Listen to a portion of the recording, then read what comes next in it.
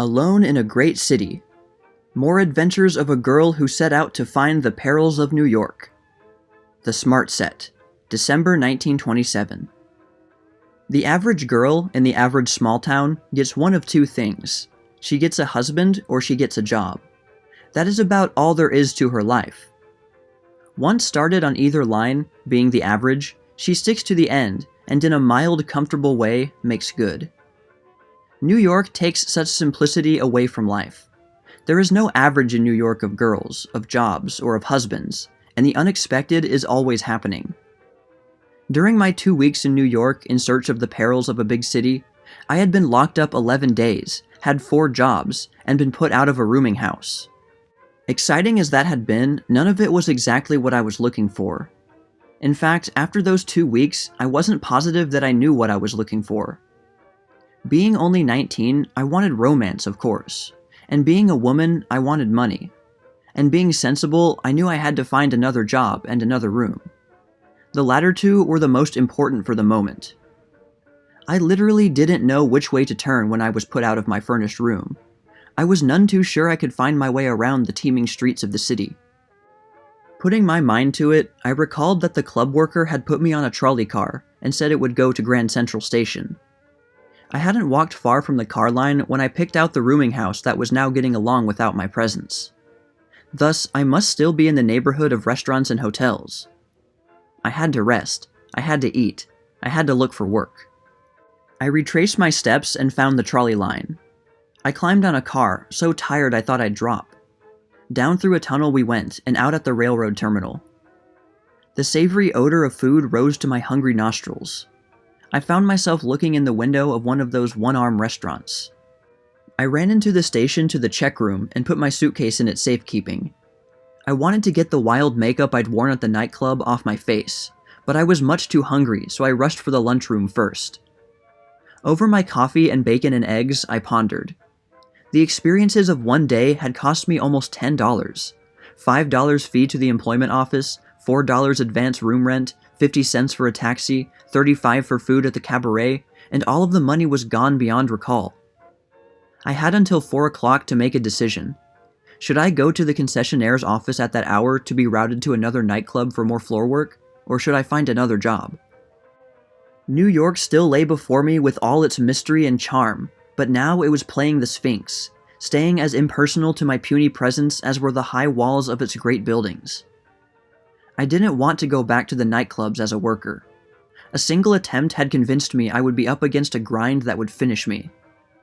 I realized I would have to sell bags of nuts to men who didn't want them, 8 hours a night, 7 days a week, and at the end of the week, receive half the tips I had won as wages, probably $15 or $20. The more I thought about it, the more it seemed to me that 56 hours of work ought to earn me more than that. The food was restoring a lot of my courage, and one of the counter girls told me I could hire a tiny cubicle of a private room in the station, equipped with running water, soap, towels, whisk brooms, mirrors, and powder, all for a dime. New York is full of nice efficiencies like that. So, refreshed and cleaned up, I went out into the crowds again. Taxis, limousines, heiresses, and shopgirls, clerks, and corporation heads. The sight thrilled me anew. Here, everything was possible. I set out resolutely to find a job before 4 o'clock, and a room for the night. I joined a crowd gathered about the window of a drugstore. There in the window, demonstrating razor blades, sat a pretty girl. She wasn't any prettier than I was, and I couldn't see any particular stunt to what she was doing. But she was packing the boys in. It gave me an inspiration. It was the kind of job I could do, and which would bring me into the spotlight. Giving a little flit to her skirts, the girl stood up, motioned the crowd into the store, and left the window. I tagged in after the men. But I saw in a glance that her gesture was only a come-on game, for the girl herself was standing a little out of sight behind a pile of boxes, while a male clerk sold the blades. I got my nerve up and strolled in back of the boxes to speak to the girl. "I need work," I said. "I think I could do what you're doing here in the window. Would it be asking too much for you to tell me where I could get in touch with such a job?" "Not a bit," she said. "Our firm always needs new girls." "I don't just know why. The work's easy enough if you've got the personality.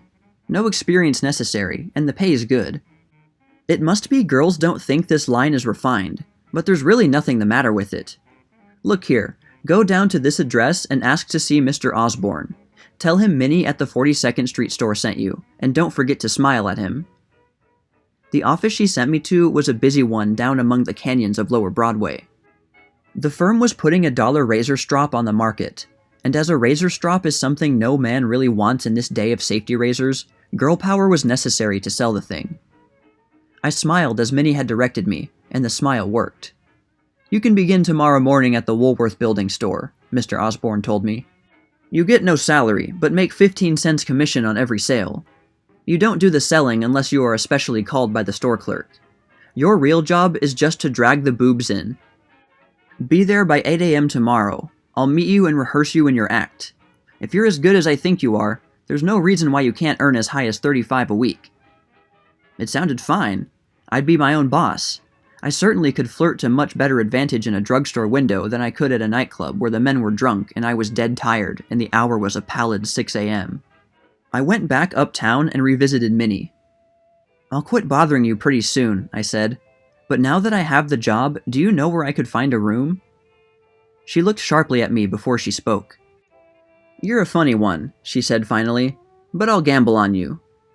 I've got an apartment with 2 other girls. We could manage better with one more girl sharing our rent, so you can live with us if you want to. I'll see that you get your own bedroom for $6 a month. That's cheaper than any room you can get. You've got to pay your share of the food cost and do the housework and the cooking for the gang every 4th day. We 3 will each have our individual days for doing this work too. The place is way over on the east side, not so neat as to location and old-fashioned as to convenience, but the apartment itself is clean as a new church. Do you want to come? I liked her square shooting manner. You bet I want to come, I said, and so it was arranged. Minnie trusted me enough to give me the key and directions for getting to the house. I collected that eternal suitcase of mine and walked along the east side, not in the section that is social and exclusive, but in the section where ash cans sit out all day and crying babies scream from doorsteps. I felt the small-towner's revulsion at the sight. This was what a big city did to the poor. I would have turned back, save for my weariness and the key in my hand. I had come to the block Minnie had indicated. In the general squalor, one apartment house gleamed with a certain cleanliness. It was the number I was seeking. Its hall was small and dark, but it smelled of soap suds. I climbed up to the 5th floor back, unlocked the door, and almost as soon as I was inside, I curled up in the center of the first bed I saw and went to sleep. It was the sleep of sheer exhaustion. I never heard the girls come in. I knew nothing until Minnie woke me up to tell me supper was ready. Then I saw 2 new girls gazing down at me and smiling kindly. Bertha was black-eyed and slender, a script girl at a movie studio in Long Island. Linda was long-limbed and blonde, and earned her living by teaching aesthetic dancing at a settlement house. No ordinary girls, these. There was a flash about them, a liveliness that small-town girls rarely exhibit. Their silk stockings were of the sheerest chiffon, their dresses were fatally simple, their coats were of the finest furs. They looked like millionaires' daughters. It's the New York rule, Linda explained. Keep up the appearances, no matter what the sacrifices necessary to it. Diet when you're by yourself, eat when some man is footing the bill. Give up anything to retain your schoolgirl complexion, and keep everlastingly on the lookout for a live-wire husband.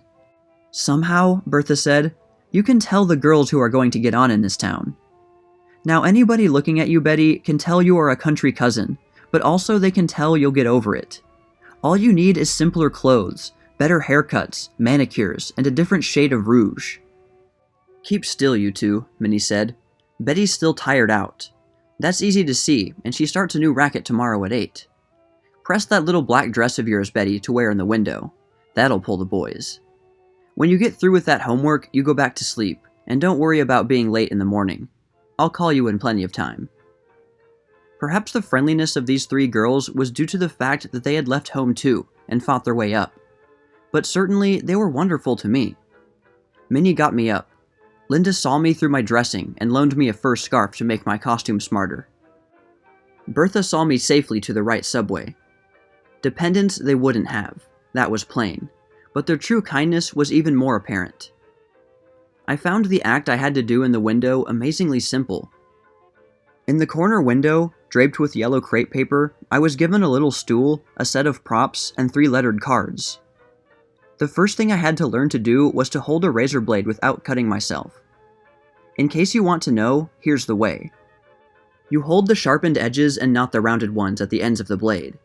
That sounds contrary to sense, I know, but here's the reason. A razor can't cut into things. It must cut across. Holding on the curved edges, your fingers are apt to slip, so that the blade goes across and you get cut. You simply can't press the sharpened edges into your fingertips enough to scratch them, unless you draw the edge across them first. That was the first of my window tricks, and holding the blade by the edges fooled the crowd into thinking the edge was dull. It was nothing of the sort. Trick 2 was to hack a piece of wood with the blade for the ostensible purpose of dulling it further. More acting. I never hacked the wood, but drew the blade sharply through it. Chips would fall, but such action instead of dulling the blade actually sharpened it. In order to put over my fake, I demonstrate by constantly touching the edges how dull they were. The first card called attention to this dullness. Then I'd pull out the strop and work busily. This was, of course, sharpening the blade further. A card said so, and then I'd pretend I could hardly hold it at all, which of course was largely acting. I could hold it just as well then as I could in the first place. Finally, I'd take a hair from a switch hanging close to my chair, and without an instant's hesitation, cut the hair in 2. After that, the inference and the announcement on the third card were obvious. Every man must have one of these wonderful stroppers. The price was on the card, and statistics to prove the saving he'd make in old blades, and I exhibited all this with my best smile and my knees showing. At first, I was flustered and self-conscious. I was aware of my legs, and I felt as though my smile were painted on. I knew I would get no money except as commissions on sales, and there was not a soul in sight. How on earth was I going to pull the necessary crowd? I saw a lone man watching me from across the street. How was I going to get him over to my window? I looked him directly in the eye. To my astonishment, he came over as swiftly as though I'd pulled him on a string. I tried the same trick with another man who appeared on the opposite corner. It worked with him, too. I attracted 3 or 4 more the same way, and I must say that in all the time I spent demonstrating, I never knew that method to fail. I don't attempt to explain it. It just was. After the first 6, the crowd gathered automatically. Then I discovered new difficulties. Each man, coming up, wanted to flirt. He'd start to pull a line and then realize there was a plate glass window between us. Because this made him feel foolish, he'd try to make me look foolish to the crowd. He'd begin to mimic my actions. The crowd would laugh and begin to dissolve.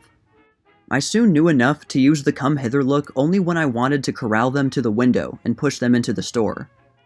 Once gathered into the crowd, I'd keep my face impersonal, with only a promising half smile on my lips, as though any moment my iciness might melt. Only when they came out of the store bearing boxes would I smile at them openly for the benefit of those who were still hesitating. The smiles worked so well that the first night I'd earned $9.45 at the rate of 15 cents a sale. Mr. Osborne was enthusiastic. "You're a wonder," he said. "Stick around and we'll put you on regular salary besides the commission." I was permitted to come out of the window each hour for a 10-minute rest, and during one of these periods, a tall dark man entered and asked the clerk if he could speak with me. "I've been watching you pull that crowd for days," he said. "That's too good work to be wasted on razor strops. I run a restaurant down in Greenwich Village. I use 6 girls as hostesses and waitresses. They must be young and pretty, and be able to bring in the boys. The hours are easy, from 11 to 2 for luncheon, from 5 to 10 for dinner. After 10, the law forbids girls working, but you can stay in the restaurant as a guest just the same. I'll pay you $10 a week, your meals, and you keep your tips.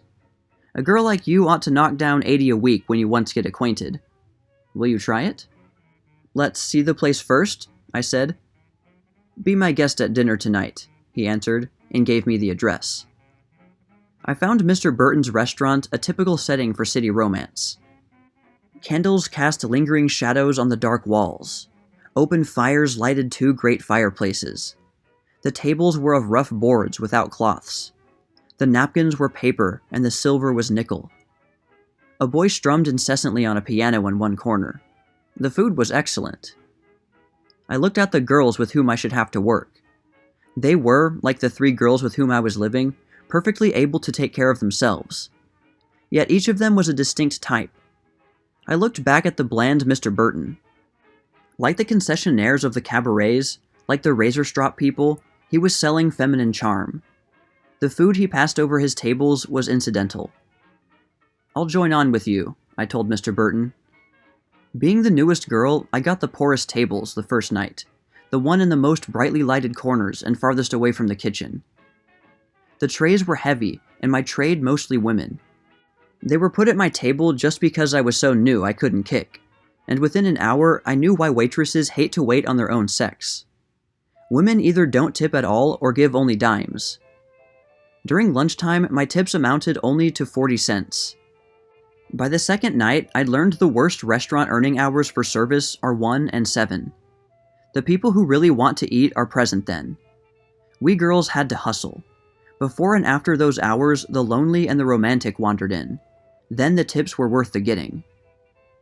The first week, I earned $36 and gained 2 regular customers. The second, I had $4 and $52. The third, I made 60 odd, and my clientele was growing. Before long, I was sure of my ground, and the weeks spread themselves into months, and the months into nearly a year. I grew to know much about men. It is so trite to say they are like children, but they are. Always wanting something different, even from the same girl. Always capricious, always wanting praise, exactly as children do.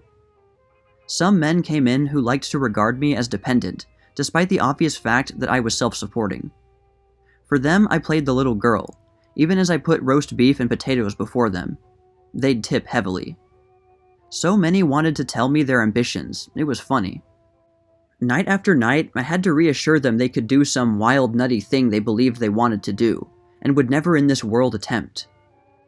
Being in the village, our place was full of dreamers who expected to burst forth in novels and bronze fountains and masterpieces on canvas and all sorts of things. Back in the apartment with the 3 girls, I grew into a New Yorker. My hair took on a sleeker sheen, my lips a rosier rouge. I worked for tips, and everything I earned went into clothes and more clothes. I learned to love the bustle and roar of the city. I loved its shining towers and its throngs. At last, I belonged. I became actually fond of the restaurant. Mr. Burton, who was as impersonal as a bank, cautioned me against making dates outside the shop, so I didn't. He scorned Rita, the prettiest girl he employed, because she was engaged to an adoring shoe clerk. He mocked Emily, who was married. So I felt serene and safe and happy, until the night Barry O'Brien came in. He was plainly a slumming party. The girls were in evening gowns, the men in dinner clothes. Their very presence changed the atmosphere of the whole place. The girls ran around whispering to each other. "That's O'Brien, the movie producer," Mr. Burton said to me. "Only 38 and worth millions, and a widower. Watch your step, I'm putting him at your table." As I started to lay the silver by Barry O'Brien's place, he caught my hand. "You wait on me exclusively," he ordered. My heart beat faster. Here was the best-looking man I had seen since I came to New York. I gave him my best service. I gave him my best smiles. Rita waited on the table opposite me, but when another man of the party insisted upon paying the check, Barry slipped me a $10 bill. I curtsied at him. "Cunning kid," he said to me as he went out. The next night at 10, just as we girls were off duty and became guests, a long car drew up at the curb outside. "Betty, O'Brien's after you," Rita said. "What a chance." Ambition was in my blood. Be second-rate and you either die in New York or go back home. Only the strong survive, and how they do triumph. I knew Barry O'Brien was the biggest chance that had come my way so far. A widower, rich, handsome, and charming. I knew Barry liked me. I was a new plaything to him, but I wanted to shift myself to a better position in his mind. I liked his hair, which was graying a little at the temples. I liked his large, strong hands and the star sapphire on his left little finger. I liked his direct gray eyes. So when he asked me later in the week to go to a nightclub with him, I put all the money I had into a scrap of an evening dress, as pink as a sunset cloud. For the first time, I drank champagne, but Barry's glances were more intoxicating. For the first time, I ate French chocolates, but Barry's kisses were sweeter. "This is New York," I said. "This is Broadway," Barry corrected me quietly. "Come to my apartment for dinner and see the real New York." "Just ask me," I said. A week later, we made the date. I phoned the restaurant I was ill, and went out shopping for a new dinner dress, a green one this time, with silver, like a very young ocean wave. Minnie watched me dressing and shook her head with disapproval. I was shining like a Christmas tree.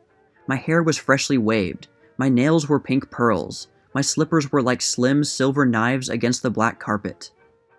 "Gee, honey," Minnie said, "I wish you wouldn't go. This guy sounds too slick. We talk a lot about independence, but really no girl's got any. Don't go to his place alone for dinner. He's too rich. You're too beautiful." I was too mad with excitement to heed such advice. "Don't worry about me," I said. "I'm Houdini's little sister, and nobody can get me into anything that I can't wiggle out of." With that, I rushed down the stairs and out to a passing taxi. The taxi swung into Park Avenue.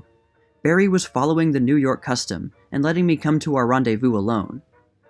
New York men let you mind your own business in exchange for the same courtesy, and I, on my part, had no wish to have him see how humbly I lived. But I was consumed with eagerness for a sight of his place.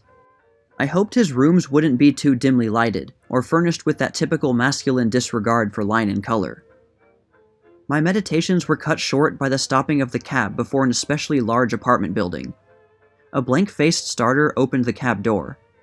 I stepped out and into the lobby. Carpets crushed beneath my heels. Bits of color darted about the black walnut paneling from a dozen crystal sconces. Yet this was the atmosphere of wealth.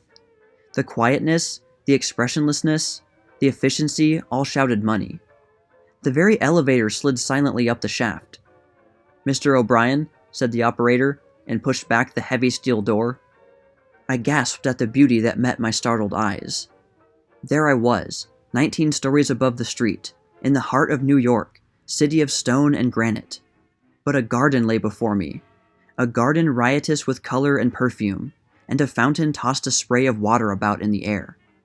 The little pebbles that marked the paths back to a tiny house with windows glowing with golden lights twinkled like diamonds. I stood quite still, drinking it in. I felt unnerved. I had never expected this. Kisses I could repulse. Money I could resist if I thought it expedient. But beauty made me weak. Standing there, I knew fear of something too big, too powerful, quite too wonderful for me. A burning cigarette described an arc against the sky, and I saw a dark figure move out of the shadows behind the pots of flowering azaleas. "Will you walk into my parlor?" Barry said. I ignored the obvious symbolism of the nursery rhyme about the spider and the fly. "I must go home at once," I said. "But my dear," Barry said, "you promised to come for dinner. Everything's ready, and you're here, and I'm here. What's the matter?" "I'm afraid," I said. "Afraid of you and this beauty you've created. It proves how monstrously clever you are. No dull man could think this out. I'm afraid of what such a setting may do to me. You shouldn't have brought me here and made me feel so shabby, like a grubby little excitement eater who has suddenly walked into the king's palace." He was looking at me curiously, sharply. "You belong to this, Barry O'Brien, and I never shall," I said. I wasn't weighing my words, but speaking straight from my troubled mind, struggling with this new idea that had come to me while I tried to rid my throat of the great aching lump there was in it. I live in a drab apartment building in the wrong section of the East Side. I come from a mean little town. A few weeks ago, I told you a fine-sounding story about my distinguished ancestry. It was all bunk, Barry. I was trying to make an impression on you. I'm all alone in the world except for my Aunt Ida, and she's a spinster whose last name is Murphy." "It's a fine Irish name, Murphy." "Yes, I know, but Murphys are always poor and pinched. That's why I came to New York, to get away from the poverty. But all this beauty makes me see that I am only a little country girl, despite my new haircut, and you're a city man, Barry." "If you leave now," Barry said, "you may never see me again. Do you want to give up all our parties together?" "I loved them," I told him. "But, oh Barry, don't you see that I too can see that this is something real? There must be something in you that demands perfection, and not the mere frosting on the cake that nightlife is. You just make me feel stupid, that's all, looking for thrills, when by achievement you can get a hold of something like this. Barry, it's something inside. I think it's the sort of thing that makes big cities, something real inside them, hidden away, that's bigger than anything to be found in petty minds and localities. You've made this, Barry. Where do I come in, except the backdoor way that I'm not quite shabby enough for? So goodbye, and thanks for this. I turned back toward the elevator door. Wait a minute, Barry said. I want to look at you. Is it possible that a kid like you gets the real feel of this place? Why, Betty, in a way I'm ashamed of what it means to me. It's everything to me. I climbed up from the slums myself. My mother was a laundress. I fought and kicked my way to the top, and it made me pretty hard-boiled. The richer a man gets, the more he meets women of one type, the gold diggers. Some girls try to play two games at once, to be a gold digger and a good child. None of them can do it for long, but every man tries to find out which class they really are members of. This has always been my test for a girl I became interested in.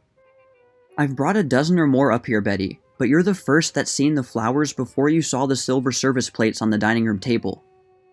I've reached the age of discretion, my dear, where I know a good thing when it's handed to me. Will you marry me, Betty Murphy, as soon as you get Aunt Ida's consent?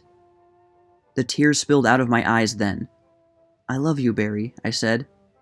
Now that that's settled, said Barry, come on and eat. I'm starving. I put my hand in his, and we walked down one of the paths. Listen, infant, he said. Human nature doesn't change because it moves to town, and I figure you knew darned well that dewy-eyed maiden act of yours was going to get me. But I'm so glad you pulled it on me. I've been wanting to love you for a long time now. New York and Oshkosh are sisters under the skin, only New York's got more business sense. There's 50,000 fools coming to New York every day just for a visit. They are scouting for thrills, looking for perils, so the city stages a good show for them. But we're all hicks underneath, and there's only one real peril in this whole town. What's that? I asked. The peril that because of the crowds, a man like me might not find a little girl like you to love, Barry said, and he kissed me softly.